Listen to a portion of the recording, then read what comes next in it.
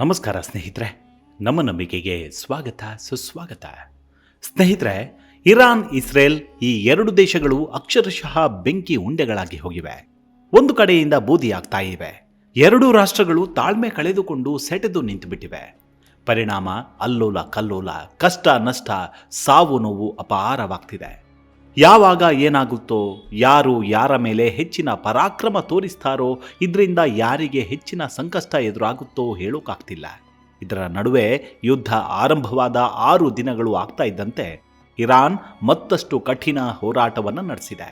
Israel ಮುಟ್ಟಿದ್ರೆ ಸುಟ್ಟು ಹೋಗ್ತೀವಿ ಅಂತ ಗೊತ್ತಿದ್ರೂ ತೀವ್ರವಾಗಿ ಕೆಣಕಿಬಿಟ್ಟಿದೆ. ಇಸ್ರೇಲ್ ಮೇಲೆ ಹೈಪರ್ಸಾನಿಕ್ ಕ್ಷಿಪಣಿ ಉಡಾಯಿಸಿ ದಾಳಿ ನಡೆಸಿದೆ. ಹೀಗಿರುವಾಗಲೇ ಕುಟುಂಬ ಸಮೇತ ಬಿಲ ಸೇರಿಕೊಂಡಿರುವ ಇರಾನ್ ಸರ್ವೋಚ್ಚ ನ್ಯಾಯಕ ಅಯತುಲ್ಲಾ ಅಲಿ ಖಮೇನಿ ಜಿಯೋನಿಸ್ಟ್ಗಳ ಮೇಲೆ ಕರುಣೆ ತೋರಿಸೋಕೆ ಇದು ಸಮಯವಲ್ಲ ಅಂತ ಗುಡುಗಿದ್ದಾರೆ. ಕತ್ತಿ ಹಿಡಿದು ದ್ವಾರ ಪ್ರವೇಶ ಮಾಡ್ತಿರುವ ವ್ಯಕ್ತಿಯೊಬ್ಬನ ಚಿತ್ರದೊಂದಿಗೆ ಯುದ್ಧ ಶುರುವಾಗ್ತಿದೆ ಅಂತ ಎಕ್ಸ್ನಲ್ಲಿ ಬರೆದುಕೊಂಡಿದ್ದಾರೆ. ಖಮೇನಿ ಮಾಡಿರುವ ಸದ್ದಿಗೆ ಗುದ್ದು ಕೊಡೋಕೆ ಇಸ್ರೇಲ್ ಸರ್ವ ತಯಾರಿಯನ್ನ ಮಾಡಿಕೊಂಡಿದೆ. ಇಸ್ರೇಲ್ ದಾಳಿಯಿಂದ ಇರಾನ್ನ ರಾಜಧಾನಿ ಟೆಹರಾನ್ ಅಕ್ಷರಶಃ ಕಂಗೆಟ್ಟಿದೆ. ಮಧ್ಯಪ್ರಾಚ್ಯದ ಅತಿದೊಡ್ಡ ನಗರಗಳಲ್ಲಿ ಒಂದಾದ ಟೆಹರಾನ್ ಸುಮಾರು 10 ದಶಲಕ್ಷ ಜನರನ್ನ ಹೊಂದಿದೆ. ಇದು ಸರಿಸುಮಾರು ಇಸ್ರೇಲ್ನ ಸಂಪೂರ್ಣ ಜನಸಂಖ್ಯೆಗೆ ಸಮನಾಗಿರುತ್ತೆ. ಯುದ್ಧ ಪ್ರಾರಂಭವಾದಾಗಿನಿಂದ ಜನರು ಟೆಹರಾನ್ನಿಂದ ಪಲಾಯನ ಮಾಡ್ತಿದ್ದಾರೆ. ಎತ್ತ ನೋಡಿದ್ರೂ ಸ್ಮಶಾನ ನೋಡಿದಂತಾಗತ್ತೆ. ಅಂಗಡಿ ಮುಂಗಟ್ಟುಗಳು ಬಾಗಿಲು ಎಳೆದುಕೊಂಡಿವೆ. ಇಲ್ಲಿ ವಾಸ ಮಾಡೋ ಜನರು ಆಸ್ತಿ ಅಂತಸ್ತು ಯಾವುದೂ ನಮಗೆ ಬೇಡ, ನಮ್ಮ ಜೀವ ಉಳಿದ್ರೆ ಸಾಕು ಅಂತ ದಿಕ್ಕಾಪಾಲಾಗಿ ಹೋಗ್ತಿದ್ದಾರೆ. ನಿಜ, ಇಲ್ಲಿ ಎರಡು ದೇಶಗಳು ಸುಮ್ಮನಾಗ್ತಿಲ್ಲ. ಯಾರು ಯುದ್ಧಕ್ಕೆ ಫುಲ್ ಸ್ಟಾಪ್ ಹಾಕೋ ಮನಸ್ಥಿತಿ ಇಲ್ಲ. ಇಸ್ರೇಲ್ ದಾಳಿ ನಿಲ್ಲಿಸಿದ್ರೆ ತಾನು ಪ್ರತಿ ದಾಳಿ ನಿಲ್ಲಿಸ್ತೀನಿ ಅಂದಿದ್ದ ಇರಾನ್ ಸೋಮವಾರ ವಿರಾಮ ಮಾತುಕತೆ ತಿರಸ್ಕರಿಸಿದೆ. ಬದಲಿಗೆ ಇಸ್ರೇಲ್ ದಾಳಿಗೆ ನಾವು ಇನ್ನಷ್ಟು ಉತ್ತರ ಕೊಡಬೇಕಿದೆ, ಅದನ್ನ ಪೂರ್ಣಗೊಳಿಸಿದ ನಂತರವೇ ಗಂಭೀರ ಮಾತುಕತೆಗೆ ಸಿದ್ಧ ಅಂತಿದೆ. ಮತ್ತೊಂದು ಕಡೆ ಟೆಹರಾನ್ ಮೇಲೆ ನಿರಂತರ ದಾಳಿ ನಡೆಸ್ತಿರುವ ಇಸ್ರೇಲ್ ತಾನು ಇರಾನ್ ರಾಜಧಾನಿ ಮೇಲೆ ವಾಯು ಪ್ರಾಬಲ್ಯ ಸಾಧಿಸಿದ್ದೇವೆ, ಇದರಿಂದ ಯಾವಾಗ ಬೇಕಿದ್ರೂ ಟೆಹರಾನ್ ವಾಯು ವಲಯದಿಂದ ಕಾರ್ಯಾಚರಣೆ ನಡೆಸಬಹುದಾಗಿದೆ ಅಂತ ಇಸ್ರೇಲ್ ಹೇಳಿಕೊಂಡಿದೆ. ಹೀಗೆ ಎರಡು ದೇಶಗಳು ತೀವ್ರ ಹಣಾಹಣಿ ನಡೆಸ್ತಾ ಇರುವಾಗಲೇ ಅಮೆರಿಕ ಎಂಟ್ರಿ ಕೊಡ್ತಾ ಇದೆ. ಇದು ಭಾರಿ ಆಘಾತಕ್ಕೆ ಕಾರಣ ಆಗಿದೆ. ಅಮೆರಿಕ ಅಧ್ಯಕ್ಷ ಡೊನಾಲ್ಡ್ ಟ್ರಂಪ್ ಕೆನಡಾದಲ್ಲಿ ನಡೆದ G7 ಶೃಂಗಸಭೆಯನ್ನ ಮಧ್ಯದಲ್ಲಿ ಬಿಟ್ಟು ವಾಷಿಂಗ್ಟನ್ಗೆ ವಾಪಸ್ಸಾಗಿದ್ದಾರೆ. ತಮ್ಮ ದೇಶಕ್ಕೆ ಮರಳುವ ಮುನ್ನವೇ ಇದರ ಬಬ್ರೆ ರಿಯಾಕ್ಷನ್ ಮಾಡಿದ್ದಾರೆ. ಯುದ್ಧ ನಿಲ್ಲಲ್ಲ, ಇದಕ್ಕಿಂತ ಏನೋ ದೊಡ್ಡ ಘಟನೆ ಸಂಭವಿಸಲಿದೆ ಅಂತ ಸೂಚನೆ ಕೊಟ್ಟಿದ್ದಾರೆ. ಅಂದ್ರೆ ಈಗ ಅಮೆರಿಕ ಇರಾನ್ ವಿರುದ್ಧ ನೇರವಾಗಿ ಯುದ್ಧಕ್ಕೆ ಪ್ರವೇಶಿಸಲು ತಯಾರಿ ನಡೆಸ್ತಿದೆ ಅಂತಾನೆ ಹೇಳಲಾಗ್ತಿದೆ. ಟ್ರಂಪ್ ಈ ಹೇಳಿಕೆಯನ್ನ ಪರೋಕ್ಷವಾಗಿ ಕೊಟ್ಟಿದ್ರೂ ಏನಾದ್ರೂ ಒಂದು ನಡೆಯುತ್ತೆ ಅನ್ನೋದು ಪಕ್ಕ. ಇದಕ್ಕೂ ಮುನ್ನ ಟ್ರಂಪ್ ಸಾಧ್ಯವಾದಷ್ಟು ಬೇಗ ಟೆಹರಾನ್ ತೊರೆಯುವಂತೆ ನಾಗರಿಕರಿಗೆ ಎಚ್ಚರಿಕೆಯನ್ನ ಕೊಟ್ಟಿದ್ದಾರೆ. ಇದನ್ನು ನೋಡಿದ್ರೆ ಇದು ಇರಾನ್ನ ಅಳಿವು ಉಳಿವಿನ ಪ್ರಶ್ನೆ ಆಗಿರಬಹುದಾ ಅನ್ನೋ ಅನುಮಾನ ಕಾಡತೊಡಗಿದೆ. ಇದರ ಜೊತೆ ಡೊನಾಲ್ಡ್ ಟ್ರಂಪ್ ಇರಾನ್ ವಿರುದ್ಧದ ಯುದ್ಧದಲ್ಲಿ ಇಸ್ರೇಲ್ಗೆ ಬಹಿರಂಗವಾಗಿ ಬೆಂಬಲ ನೀಡುತ್ತಿದ್ದಾರೆ. ಆದರೆ ಇಲ್ಲಿಯವರೆಗೆ ಅಮೆರಿಕ ಈ ದಾಳಿಗಳಲ್ಲಿ ತನ್ನ ನೇರ ಭಾಗವಹಿಸುವಿಕೆಯನ್ನ ನಿರಾಕರಿಸಿದೆ. ಅಷ್ಟಕ್ಕೂ ಅಮೆರಿಕಕ್ಕೆ ಬೇಕಿರುವುದು ಅಂದ್ರೆ ಈ ಪ್ರದೇಶದಲ್ಲಿ ತನ್ನ ಪಡೆಗಳ ಸುರಕ್ಷತೆಯನ್ನ ಕಾಪಾಡಿಕೊಳ್ಳೋದು.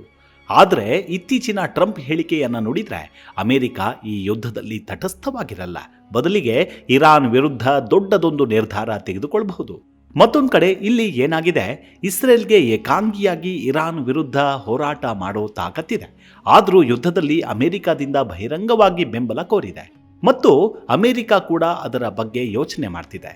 ಇರಾನ್ನ ಪರಮಾಣು ಪ್ರದೇಶಗಳನ್ನ ನಾಶ ಮಾಡಲು ಮಿಲಿಟರಿ ಕಾರ್ಯಾಚರಣೆಗೆ ಸೇರಲು ಇಸ್ರೇಲ್ ಅಮೆರಿಕಕ್ಕೆ ಮನವಿ ಮಾಡಿತ್ತು. ಇನ್ನು G7 ಶೃಂಗಸಭೆಯ ಸಂದರ್ಭದಲ್ಲಿಯೂ ಕೂಡ ಎಲ್ಲ ದೇಶಗಳು ಇಸ್ರೇಲನ್ನ ಬಹಿರಂಗವಾಗಿ ಬೆಂಬಲಿಸಿವೆ. ಉದ್ವಿಗ್ನತೆಯನ್ನ ಕಡಿಮೆ ಮಾಡಲು ಇರಾನ್ ಮೇಲೆ ಒತ್ತಡ ಹೇರಿವೆ. ಇದರ ಜೊತೆ G7 ಶೃಂಗಸಭೆಯ ಸದಸ್ಯರು ಇರಾನ್ ಪರಮಾಣು ಶಸ್ತ್ರಾಸ್ತ್ರಗಳನ್ನು ತಯಾರಿಸಲು ಸಾಧ್ಯವಿಲ್ಲ ಅಂತ ಹೇಳಿದ್ದಾರೆ. ಇಸ್ರೇಲ್ ತನ್ನ ಆತ್ಮರಕ್ಷಣೆಗಾಗಿ ಕ್ರಮಗಳನ್ನು ತೆಗೆದುಕೊಳ್ಳುವ ಸಂಪೂರ್ಣ ಹಕ್ಕನ್ನು ಹೊಂದಿದೆ ಅಂತಾನೂ ಹೇಳಲಾಗಿದೆ. ಈ ಮೂಲಕ ಇಸ್ರೇಲ್ G7ನ ಜಾಗತಿಕ ವೇದಿಕೆಯಿಂದ ಮುಕ್ತ ಬೆಂಬಲ ಪಡೆದುಕೊಂಡಿದೆ. ಇದು ಇರಾನ್ಗೆ ಕುತ್ತು ತರುವ ಎಲ್ಲ ಸಾಧ್ಯತೆಗಳೂ ಇದೆ. ಆದರೂ ಇರಾನ್ ತನ್ನ ಮುಂಡುತನವನ್ನ ಬಿಡೋಕೆ ರೆಡಿ ಇಲ್ಲ. ಕೆಲ ಮೂಲಗಳ ಪ್ರಕಾರ ಅಮೆರಿಕ ಈಗಾಗಲೇ ಮಧ್ಯಪ್ರಾಚ್ಯಕ್ಕೆ 30ಕ್ಕೂ ಹೆಚ್ಚು ವೈಮಾನಿಕ ಇಂಧನ ತುಂಬುವ ಟ್ಯಾಂಕರ್ಗಳನ್ನು ಕಳುಹಿಸಿದೆಯಂತೆ. ಈ ಟ್ಯಾಂಕರ್ಗಳು ಇಸ್ರೇಲ್ ಯುದ್ಧ ವಿಮಾನಗಳಿಗೆ ಗಾಳಿಯಲ್ಲಿ ಇಂಧನ ತುಂಬಲು ಸಹಾಯ ಮಾಡ್ತವೆ. ಇದರಿಂದ ವಿಮಾನಗಳು ಇರಾನ್ನ ಆಳದಲ್ಲಿ ದೂರದವರೆಗೆ ದಾಳಿ ಮಾಡಬಹುದು. ಈ ಸಿದ್ಧತೆಗಳು ಕೇವಲ ಇಂಧನ ತುಂಬುವುದಕ್ಕೆ ಸೀಮಿತವಾಗಿಲ್ಲ. ಪರಿಸ್ಥಿತಿ ಕೈಮೀರಿತ್ತು ಅಂತ ಇಟ್ಕೊಳ್ಳಿ, ಆಗ ಅಮೆರಿಕ ಇಸ್ರೇಲ್ ಜಂಟಿಯಾಗಿ ಶಕ್ತಿಶಾಲಿ ಬಾಂಬ್ಗಳೊಂದಿಗೆ ಇರಾನ್ನ ಪರಮಾಣು ನೆಲೆಗಳ ಮೇಲೆ ದಾಳಿ ಮಾಡಬಹುದು. USS minutes carrier strike group ಮತ್ತು ಇತರ ಯುದ್ಧ ನೌಕೆಗಳನ್ನು ಕೂಡ ಈ ಪ್ರದೇಶದಲ್ಲಿ ನಿಯೋಜಿಸಲಾಗಿದೆ. ಇದನ್ನು ನೋಡಿದರೆ ಅಮೆರಿಕ ಯುದ್ಧದಲ್ಲಿ ಇಸ್ರೇಲ್ ಜೊತೆ ಕೈ ಜೋಡಿಸಿದೆ ಅನ್ಸುತ್ತೆ. ಸರಿ, ಹಾಗಿದ್ರೆ ಒಂದು ವೇಳೆ ಅಮೆರಿಕ ಈ ಯುದ್ಧದಲ್ಲಿ ನೇರವಾಗಿ ಅಖಾಡಕ್ಕೆ ಇಳೀತು ಅಂತಾನೆ ಇಟ್ಟುಕೊಳ್ಳಿ, ಇದರಿಂದ ಏನಾಗಬಹುದು ಅನ್ನೋ ಪ್ರಶ್ನೆ ಇಲ್ಲಿ ಕಾಡುತ್ತೆ. ಅಷ್ಟಕ್ಕೂ ಇದರಿಂದ ಏನಾಗುತ್ತೆ ಅಂದರೆ, ಇಸ್ರೇಲ್ ಮತ್ತು ಇರಾನ್ ನಡುವಿನ ಸೀಮಿತ ಯುದ್ಧ ಇಡೀ ಮಧ್ಯಪ್ರಾಚ್ಯವನ್ನೇ ಆವರಿಸಿಕೊಂಡು ಬಿಡಬಹುದು. ಜೊತೆಗೆ ಲೆಬನಾನ್, ಸಿರಿಯಾ, ಇರಾಕ್, ಯಮನ್ ಅಂತಹ ದೇಶಗಳು ಕೂಡ ಅಲ್ಲೋಲ ಕಲ್ಲೋಲ ಆಗಿಬಿಡಬಹುದು. ಇನ್ನು ಪರ್ಷಿಯನ್ ಕೊಲ್ಲಿಯಿಂದ ಹೊರಬರುವ ತೈಲದ ಮೇಲೂ ಪರಿಣಾಮ ಬೀರುತ್ತೆ. ಪರಿಣಾಮ ಏನಾಗುತ್ತೆ, ಭಾರತ ಸೇರಿದಂತೆ ಪ್ರಪಂಚದಾದ್ಯಂತ ಪೆಟ್ರೋಲ್ ಮತ್ತು ಡೀಸೆಲ್ ಬೆಲೆಗಳು ಹೆಚ್ಚಾಗಬಹುದು. ಮೊದಲೇ ಪೆಟ್ರೋಲ್ ಹಾಗೂ ಡೀಸೆಲ್ ಬೆಲೆ ದುಬಾರಿಯಾಗಿದೆ. ಇನ್ನು ಯುದ್ಧ ನಡೆದ್ರೆ ಅಗತ್ಯ ವಸ್ತುಗಳ ಬೆಲೆ ಮತ್ತಷ್ಟು ಏರುತ್ತೆ. ಇನ್ನೊಂದು ಕಡೆ ಚೀನಾಗೂ ಇದರಿಂದ ಖಂಡಿತ ಎಫೆಕ್ಟ್ ಆಗಿಯೇ ಆಗತ್ತೆ. ಅದು ಹೇಗಂದ್ರೆ, ಚೀನಾ ಮತ್ತು ರಷ್ಯಾ ಇರಾನ್ಗೆ ಹತ್ತಿರದಲ್ಲಿವೆ. ಅಮೆರಿಕ ಮಧ್ಯ ಪ್ರವೇಶಿಸಿದ್ರೆ ಹೊಸ ಶೀತಲ ಸಮರದಂತಹ ಪರಿಸ್ಥಿತಿ ಉದ್ಭವಿಸಬಹುದು. ಇಲ್ಲಿ ತೈಲ ಹಾಗೂ ಇಂಧನವನ್ನು ನಾವು ಮಧ್ಯಪ್ರಾಚ್ಯದಿಂದ ತರಿಸಿಕೊಳ್ಳಬಹುದು. ಅದರ ಕತೆ ಕೂಡ ನಡೆದು ಹೋಗುತ್ತೆ. ಆದರೆ ಈ ಎರಡು ದೇಶಗಳಲ್ಲಿ ನಮ್ಮವರು ಇದ್ದಾರಲ್ಲ, ಅವರ ಕತೆ ಏನು ಹೇಳಿ? ಅಮೆರಿಕ ಮಧ್ಯ ಪ್ರವೇಶ ಮಾಡಿ ಯುದ್ಧ ಮತ್ತಷ್ಟು ಘೋರವಾಗಿ ಹೋದರೆ ಅಲ್ಲಿಗೆ ಉದ್ಯೋಗಸ್ಥರು, ವಿದ್ಯಾರ್ಥಿಗಳು ಅಪಾಯದಲ್ಲಿ ಸಿಕ್ಕಾಕಿಕೊಳ್ಳೋದು ಗ್ಯಾರಂಟಿ. ಇನ್ನು ಅಮೆರಿಕ ಇರಾನ್ ವಿರುದ್ಧ ಸಿಡಿದೇಳಲು ಕಾರಣ ಕೂಡ ಇದೆ. ಹಲವಾರು ವರ್ಷಗಳಿಂದ ಇರಾನ್ ಅಮೆರಿಕವನ್ನ ಕಾಡ್ತಾನೆ ಬಂದಿದೆ. ಅದು ಹೇಗಂದ್ರೆ, ಸುಮಾರು ವರ್ಷಗಳ ಹಿಂದೆ ಇದೇ ಇರಾನ್ ಇದೆಯಲ್ಲ, ಅದು ಹೀಗಿರಲಿಲ್ಲ. ಬ್ರಿಟನ್ ಮತ್ತು ಅಮೆರಿಕಾದ ಉತ್ತಮ ಸಂಬಂಧವನ್ನೇ ಹೊಂದಿತ್ತು.